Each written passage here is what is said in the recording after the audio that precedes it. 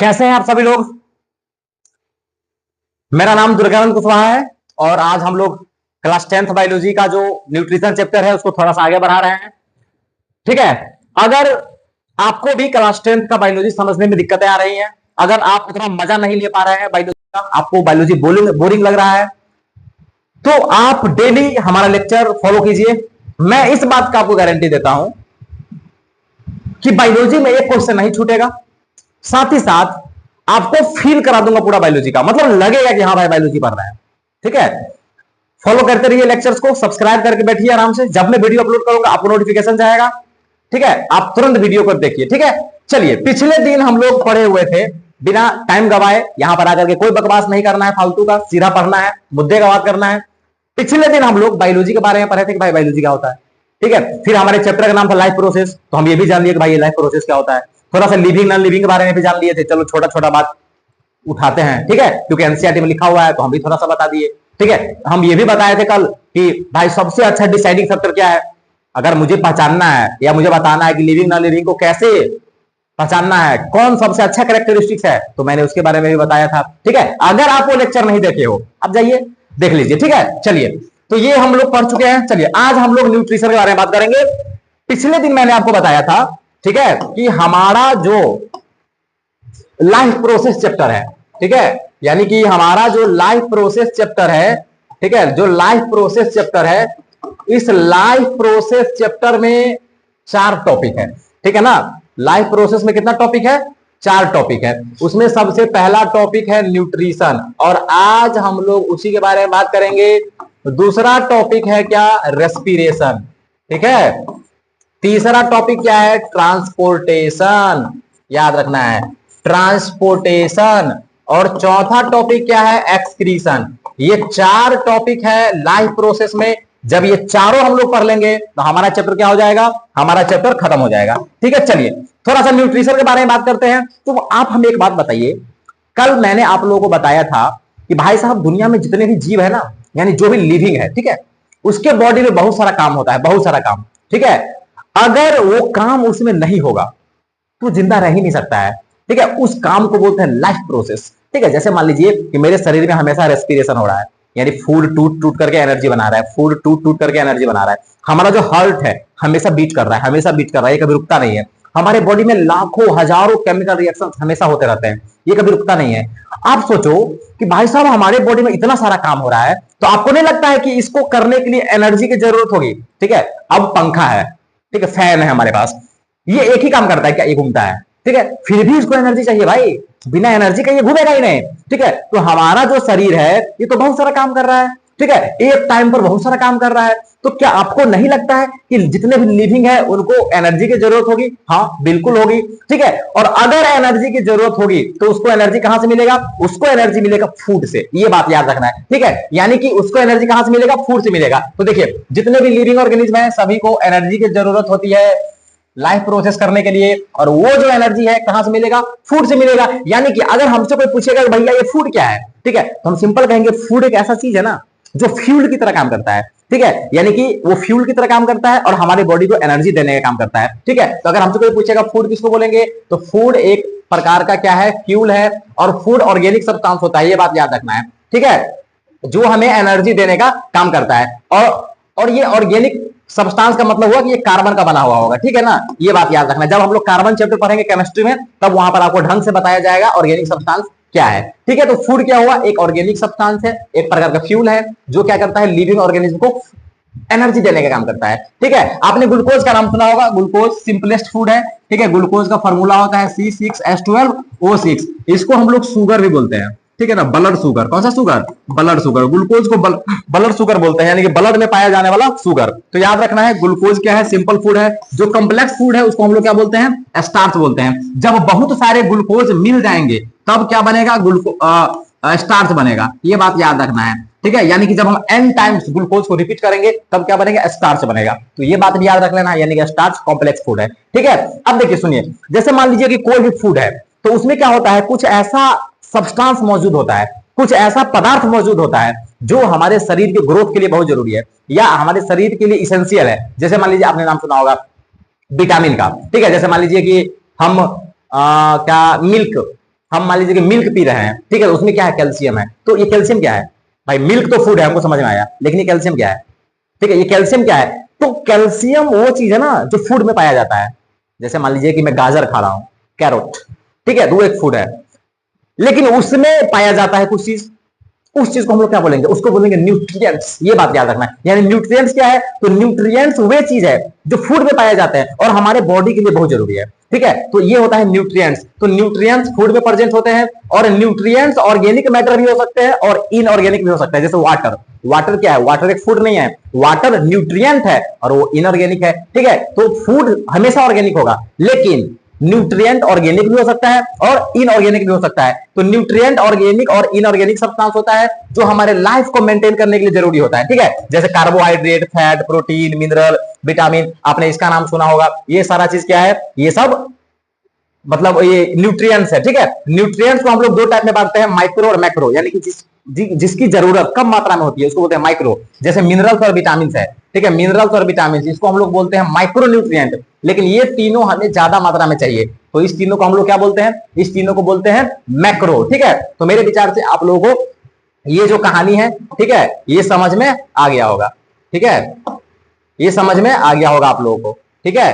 तो ये बहुत छोटा सा बात था, ठीक है, कि हम लोग फूड किसको बोलेंगे, फूड क्यों जरूरी है, उसके बाद न्यूट्रिएंट क्या होता है, ठीक है, ये हमने जान लिया। चलिए ठीक है, अब हम लोग क्या करते हैं, अपना कहानी को थोड़ा सा आगे बढ़ाते हैं, ठीक है। ये देख लीजिए कहानी, ये कहानी क्या है, तो ये सिंपल कहानी है कि भाई न्यूट्रिएंट कार्बोहाइड्रेट हो सकते हैं, फैट हो सकते हैं, मिनरल हो सकते हैं, ठीक है, प्रोटीन हो सकता है, और क्या हो सकता है, विटामिन हो सकता है, और वाटर हो सकता है, ठीक है। अब इसमें याद ये रखना है कि हमारा जो मिनरल है, ठीक है, जो मिनरल है और जो विटामिन है, इसका जरूरत हमारे शरीर को कम पड़ता है, ठीक है, तो हम लोग इसको बोलते हैं माइक्रो न्यूट्रिएंट्स, याद रख लेना है, क्या बोलेंगे इसको, माइक्रो न्यूट्रिएंट्स। बाकी जो तीन चीज है, ठीक है, तीन चीज कौन कौन, ठीक है, तो जो तीन चीज है, एक को बोलते हैं कार्बोहाइड्रेट्स, ठीक है, एक हो गया प्रोटीन, ठीक है, एक क्या हो गया, फैट। तो ये जो तीनों है, ठीक है, इसको बोलते हैं मैक्रो न्यूट्रिएंट्स, क्योंकि इसकी जरूरत हमारे शरीर को अधिक है, इसीलिए हम लोग लगभग वो खाना डेली खाते हैं जिसमें कार्बोहाइड्रेट, फैट और प्रोटीन होगा, ठीक है। तो ये चीज था, तो ये हम लोग तो ऑलरेडी समझ चुके हैं, ठीक है। अब देखिए यहां पर, अब जैसे मान लीजिए कि हमारे पास फूड है, तो भाई फूड को तो खाना पड़ेगा ना, एनर्जी चाहिए तो फूड से मिलेगा, तो फूड को खाना पड़ेगा, फूड को खाएंगे, हमारा बॉडी उसका इस्तेमाल करेगा। This process is known as nutrition, ये बात याद रखना है, ठीक है। तो न्यूट्रिशन का क्या मतलब हुआ, न्यूट्रिशन का मतलब हुआ कि भोजन को लेना और उसको यूटिलाइज करना, न्यूट्रिशन कहलाता है, ठीक है। अब देखिए अलग अलग जीव अलग अलग तरीके से न्यूट्रिशन करता है, ठीक है, यानी कि अगर हमें न्यूट्रिशन करना है तो अपना तरीका है, एक बैक्टीरिया को न्यूट्रिशन करना है तो एक अलग तरीका है, एक प्लांट को न्यूट्रिशन करना है तो उसका एक अलग तरीका है, ठीक है। यानी कि न्यूट्रिशन तो सब में होगा, इसके बिना पॉसिबल ही नहीं है, एनर्जी नहीं मिलेगा, लेकिन अलग अलग ऑर्गेनिज्म्स में, अलग अलग लिविंग्स में अलग अलग प्रकार के न्यूट्रिशन होते हैं। तो हम लोग क्या करते हैं, न्यूट्रिशन को दो टाइप में बांटते हैं, ऑटोट्रॉफिक और हेट्रोट्रॉफिक, ठीक है, ये बात याद रखना है। अब ऑटोट्रॉफिक किसमें होगा, ग्रीन प्लांट्स में होगा, और ब्लू ग्रीन एल्गी, BGA बोलते हैं इसको, ब्लू ग्रीन एल्गी, या इसी को हम लोग बोल देते हैं साइनोबैक्टीरिया, ये बात याद रख लेना है, ठीक है। तो ये दो एग्जांपल है, ठीक है, जिसमें क्या होगा, ऑटोट्रॉफिक होगा। अभी ऑटोट्रॉफिक क्या है बताएंगे हम, ठीक है, मतलब ये जो एग्जांपल्स है इसमें ऑटोट्रॉफिक मोड ऑफ न्यूट्रिशन होता है। सेकंड टाइप होता है हेट्रोट्रॉफिक मोड ऑफ न्यूट्रिशन, ठीक है। अब हेट्रोट्रॉफिक तीन टाइप के हो सकते हैं, सेप्रोफाइटिक, पैरासिटिक और होलोजोइक। अब एग्जांपल आपको याद रखना है, सेप्रोफाइटिक इसमें होगा तो फंगी में होगा, ईस्ट में होगा। अब ये क्या होता है हम अभी बात करेंगे, अभी बस आप एग्जांपल याद रखिए, और ये याद रखिए कि कौन किसका टाइप है।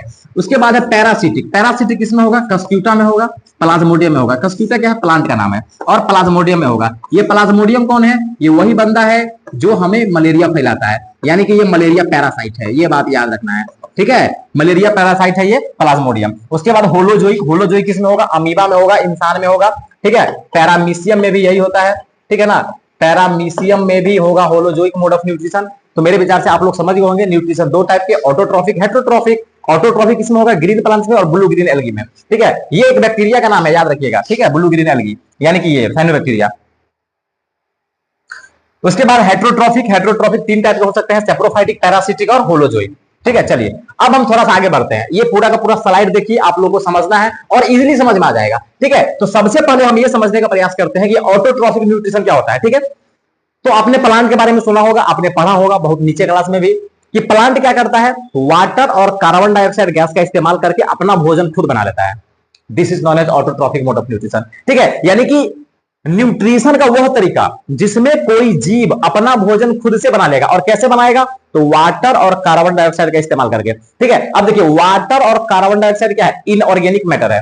ठीक है, लेकिन जो फूड बनाएगा वो फूड क्या है, ऑर्गेनिक है। यानी कि हम ऐसा बोल सकते हैं कि ऐसा न्यूट्रिशन का तरीका है जिसमें इनऑर्गेनिक से ऑर्गेनिक बनता है, उसको बोलते हैं ऑटोट्रॉफिक मोड ऑफ न्यूट्रिशन। तो आपको जैसे बोलना है बोल लीजिए। ठीक है, वैसा न्यूट्रिशन जिसमें कोई जीव अपना भोजन खुद बना लेगा, उसको बोलेंगे क्या, ऑटोट्रॉफिक मोड ऑफ न्यूट्रिशन। लेकिन थोड़ा सा ये बच्चा वाला डिफिनेशन हो गया। हम स्टैंडर्ड दुनिया में क्या कहेंगे, वैसा न्यूट्रिशन का तरीका जिसमें इनऑर्गेनिक मटेरियल से ऑर्गेनिक मटेरियल बनाए जाते हैं, उसको हम बोलेंगे क्या, ऑटोट्रॉफिक न्यूट्रिशन। ठीक है, तो वैसा मोड ऑफ न्यूट्रिशन, ठीक है, जिसमें कोई जीव अपना भोजन क्या करेगा, खुद बना लेगा। याद रखना है, इनऑर्गेनिक मटेरियल यानी कि CO2 और H2O से, उसको हम लोग क्या बोलने वाले हैं, उसको हम लोग बोलने वाले हैं ऑटोट्रॉफिक मोड ऑफ न्यूट्रिशन। और इसके लिए 4 चीजों की जरूरत होती है, क्लोरोफिल, सनलाइट, CO2 और H2O। ठीक है, अब देखिए हम लोगों के पास सब कुछ है, हमारे पास सनलाइट भी है, कार्बन डाइऑक्साइड भी है, वाटर भी है, लेकिन हमारे पास क्लोरोफिल नहीं है। ठीक है, जिसके कारण हम लोग अपना भोजन खुद नहीं बना पाते हैं। यानी कि हम लोग, यही कारण है कि हम लोग क्या है, ऑटोट्रॉफ नहीं है। तो ये बात याद रखना है, जिसके पास क्लोरोफिल होगा भाई वो ऑटोट्रॉफ है। ठीक है, और यही वो क्लोरोफिल है जिसके कारण पत्ते क्या होते हैं, हरे होते हैं। ठीक है, यानी कि ग्रीन लीव्स का क्या कारण है, क्लोरोफिल। आप लोग ये जानते होइएगा। और क्लोरोफिल में कौन सा मेटल पाया जाता है, मैग्नीशियम। याद रखना है, क्लोरोफिल मैग्नीशियम का एक कॉम्प्लेक्स कंपाउंड है। याद रखना है, क्लोरोफिल मैग्नीशियम का एक कंपाउंड है। अब देखिए सुनिए, ये जो ऑटोट्रॉफिक है ना, ये भी 2 तरीके का है। ठीक है, ये भी 2 तरीके का है। ठीक है, एक का नाम है कीमो ऑटोट्रॉफिक या केमो ऑटोट्रॉफिक, और एक का नाम है फोटो ऑटोट्रॉफिक। ठीक है, देखिए जैसे यहां पर मैंने आपको लिखा है 4 चीज की जरूरत है। सनलाइट, तो सनलाइट का इस्तेमाल होता है एनर्जी के लिए। ठीक है, यानी कि जब ऑटोट्रॉफिक न्यूट्रिशन होगा, ठीक है, तो उसके लिए एनर्जी की आवश्यकता होती है। ठीक है, तो कुछ ऐसे ऑर्गेनिज्म है जो क्या करता है, उस एनर्जी का जरूरत सनलाइट से पूरा करता है। ठीक है, यानी कि सनलाइट को एनर्जी के रूप में इस्तेमाल करता है। लेकिन कुछ ऐसे भी ऑर्गेनिज्म है जो ऑटोट्रॉफिक न्यूट्रिशन करता है लेकिन एनर्जी के लिए सनलाइट का इस्तेमाल नहीं करता है, बल्कि कुछ इनऑर्गेनिक कंपाउंड को वो तोड़ेगा और उसको तोड़ करके एनर्जी लेता है। ठीक है, जैसे मान लीजिए सल्फर डाइऑक्साइड SO2, और SO2 को वो ब्रेक करेगा, उससे एनर्जी रिलीज होगा, उस एनर्जी का इस्तेमाल करेगा भोजन बनाने के लिए। ठीक है, यानी कि फोटोसिंथ है, मतलब ये जो है तो आपका ऑटोट्रॉफिक न्यूट्रिशन, इसमें 2 काम होने वाला है। एक ऐसा कैटेगरी हो गया जो सनलाइट का इस्तेमाल करता है भोजन बनाने के लिए, एक ऐसा कैटेगरी हो गया जो सनलाइट का इस्तेमाल नहीं करता है, बल्कि कोई कंपाउंड होगा उसको ब्रेक करके एनर्जी लेगा। ठीक है, तो जो सनलाइट का इस्तेमाल करता है उसको बोलते हैं फोटो ऑटोट्रॉफिक न्यूट्रिशन। ठीक है ना, यानी कि इस टाइप के न्यूट्रिशन में ऑर्गेनिज्म सनलाइट का इस्तेमाल करता है एनर्जी के लिए। एग्जांपल हो गया साइनोबैक्टीरिया और ग्रीन प्लांट्स, ये बात याद रखना है। लेकिन कीमो ऑटोट्रॉफिक में क्या होगा, ऑर्गेनिज्म एनर्जी लेता है इनऑर्गेनिक पदार्थ को ऑक्सीडाइज करके, जैसे कुछ बैक्टीरिया में ये कहानी होगा। तो ये बात याद रखना है। तो आपको ऑटोट्रॉफिक समझ में आ गया होगा, ऑटोट्रॉफिक क्या है, ऑटोट्रॉफिक कितने टाइप के होते हैं। ठीक है, चलिए अब हम लोग आगे बढ़ते हैं हेट्रोट्रॉफिक के बारे में। ठीक है, हेट्रोट्रॉफिक का क्या मतलब है, हेट्रोट्रॉफी का सिंपल सा मतलब है कि भाई इसमें जीव अपना भोजन खुद नहीं बना पाएगा।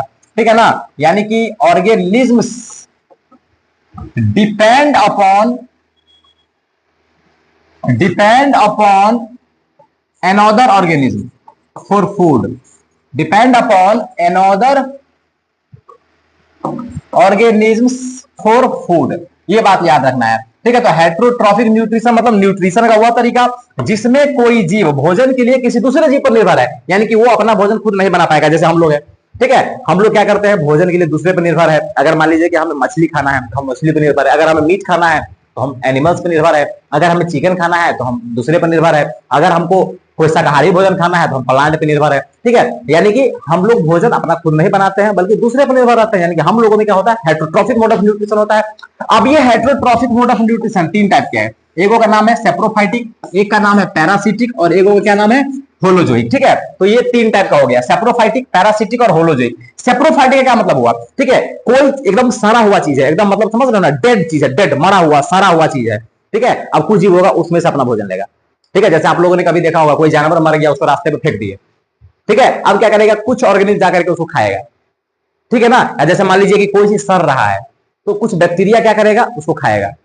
ठीक है ना, उससे भोजन अपना लेगा। इसको बोलते हैं सेप्रोफाइटिक मोड ऑफ न्यूट्रिशन। यानी कि इस तरीके के न्यूट्रिशन में जो डेड और डीके मटेरियल होगा वहां से भोजन प्राप्त किया जाएगा, और ये काम कौन करेगा? कुछ बैक्टीरिया करेगा और फंगी करेगा। ये बात याद रखना है, ठीक है। यानी कि फंगी, ब्रेड मोल्ड भी फंगी, ठीक है, और बैक्टीरिया कुछ। पैरासिटिक का क्या मतलब हुआ कि कोई एक जीव है जो दूसरे के शरीर में रह करके भोजन प्राप्त करेगा, ठीक है। जैसे मान लीजिए कि हमारा पेट होता है, तो हमारे पेट में कुछ कीड़ा होते हैं, ठीक है ना, आप लोगों को मालूम होगा, ठीक है। वो क्या करता है? हमारे बॉडी में रह रहा है और हमसे वो भोजन ले रहा है।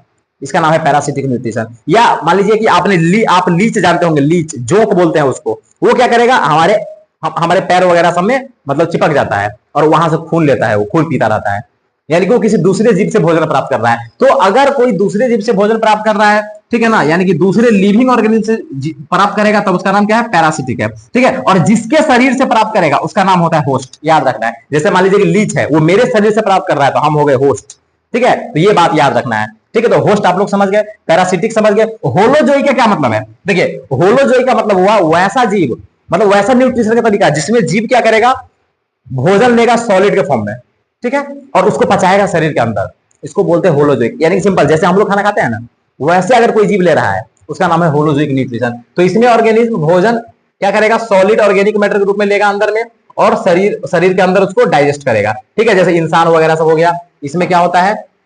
इसमें होता है आपका होलोजोइक मोड ऑफ न्यूट्रिशन। तो ये तीन टाइप के न्यूट्रिशन हो गया, सेप्रोफाइटिक, पैरासिटिक और होलोजोइक, ठीक है। तो मेरे विचार से आप लोगों को ये समझ आया होगा कि हेटेरोट्रॉफिक न्यूट्रिशन हम लोग किसको बोलते हैं। ये सब बहुत छोटा छोटा चीज है, ठीक है। चलिए, उसके बाद देखिए यहाँ पे कुछ लिखा हुआ है, ठीक है। अंतर मेरे विचार से आप लोग समझ पा रहे होंगे, ठीक है, या नहीं? आप लोगों को दिख रहा है क्या? ठीक है, आप लोगों को दिख रहा होगा। ऐसा कुछ है नहीं इसमें रॉकेट साइंस कि ऑटोट्रॉफिक और हेटेरोट्रॉफिक में अंतर लिखा हुआ है, ठीक है। तो इसमें food is prepared from CO2, water and sunlight, ठीक है। यानी कि सनलाइट वगैरह का इस्तेमाल करके फूड बनेगा, ठीक है ना। यहाँ पर फूड क्या आता है? दूसरे ऑर्गेनिज्म से आता है। इसके लिए क्लोरोफिल की आवश्यकता होती है, इसके लिए क्लोरोफिल की आवश्यकता नहीं होती है, ठीक है ना। जितने भी ग्रीन प्लांट्स, कुछ बैक्टीरिया वगैरह है, ये ऐसा करते हैं, ठीक है ना। लेकिन जितने भी जानवर वगैरह है, फंगी वगैरह, सब क्या करता है? इसको करता है, ठीक है। ये बात याद रखना है। ये जो है, इसमें फूड डे टाइम में बनता है जनरली ऑटोट्रॉफिक में, लेकिन इसमें तो फूड कभी भी बन सकता है, ठीक है। तो ये अंतर था ऑटोट्रॉफिक और हेटेरोट्रॉफिक में, ये आप लोग जानते होंगे। तो इसमें ऐसा कुछ नहीं है, ठीक है।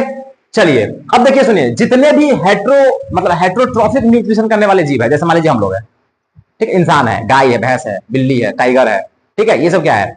हेटेरोट्रॉफिक जीव है, हेटेरोट्रॉफ है ये सब, ठीक है। तो अब हम लोग क्या करते हैं कि जो हेटेरोट्रॉफ है उसको भी तीन भाग में बांट देते हैं, ठीक है, 3-4 भाग में बांट देते हैं। उसमें से एगो का नाम क्या होता है? हर्बीवोर्स, एगो का नाम क्या होगा? कार्निवोर्स, एक का नाम होगा ओमनीवोर्स, और एगो क्या नाम होगा? डेट्रीवोर्स, ठीक है। जनरली 3 ही है, ठीक है, इसको हम लोग काउंट नहीं करते हैं, लेकिन फिर भी 4, हर्बीवोर्स, कार्निवोर्स, ओमनीवोर्स और डेट्रीवोर्स। हर्बीवोर्स हम लोग किसको बोलते हैं? प्लांट ईटर्स, ठीक है ना, यानी कि जो प्लांट खाते हैं उसको हम लोग क्या बोलते हैं? हर्बीवोर्स बोलते हैं, जैसे हॉर्स वगैरह हो गया, ठीक है। कार्निवोर्स क्या? जो एनिमल्स को खाता है, ठीक है ना, यानी कि जो मीट को खाता है उसको हम बोलते हैं कार्निवोर्स। जैसे लाइन हो गया, टाइगर हो गया, वॉल्फ हो गया, शार्क्स हो गया, ये सब क्या है? कार्निवोर है। ओमनीवोर्स मतलब क्या? जो दोनों कुछ खा लेगा, दोनों चीज खा लेगा। जैसे हम लोग इंसान, मूड बना शाकाहारी भोजन खा लिए, मूड बना मांसाहारी खा लिए, तो उसको बोलते हैं ओमनीवोर्स, यानी कि एनिमल्स को भी खाता है, प्लांट को भी खाता है। ये बात याद रखना है, ठीक है ना। जैसे इंसान हो गया, बियर्स हो गया, पिग्स, रैकॉन्स, ठीक है ना। उसके बाद क्या है? डेट्रीवोर्स। डेट्रीवोर्स का क्या मतलब हुआ? ठीक है ना, जो किसी दूसरे जानवर वगैरह को खाता है, ठीक है ना। ये बात, वो भी मरा हुआ को, ठीक है ना, मरा हुआ को। जैसे मान लीजिए कि एक डॉग मर गया, उसको हम रास्ते में फेंक दिए, अब क्या करेगा? कौवा आएगा, उसको खाएगा, ठीक है ना। तो जो डेड एनिमल्स वगैरह को खाता है, जैसे गिद्ध वगैरह हो गया, वल्चर, ठीक है ना, तो ये सब क्या है? ये सब डेट्रीवोर्स है, क्योंकि वो मरे हुए जीव जंतु को खाता है। ये बात याद रखना है, ठीक है। तो मेरे विचार से आप लोगों को समझ में आ गया होगा ये सारा चीज। ये सब बहुत छोटा छोटा चीज है, आप लोग नीचे क्लास से पढ़ते आ रहे होंगे, इसलिए मैं इतना स्पीड में जा रहा हूं, ठीक है ना। चलिए, ठीक है, तो आज के लिए इतना ही, ठीक है। बाकी आपको क्या कहना है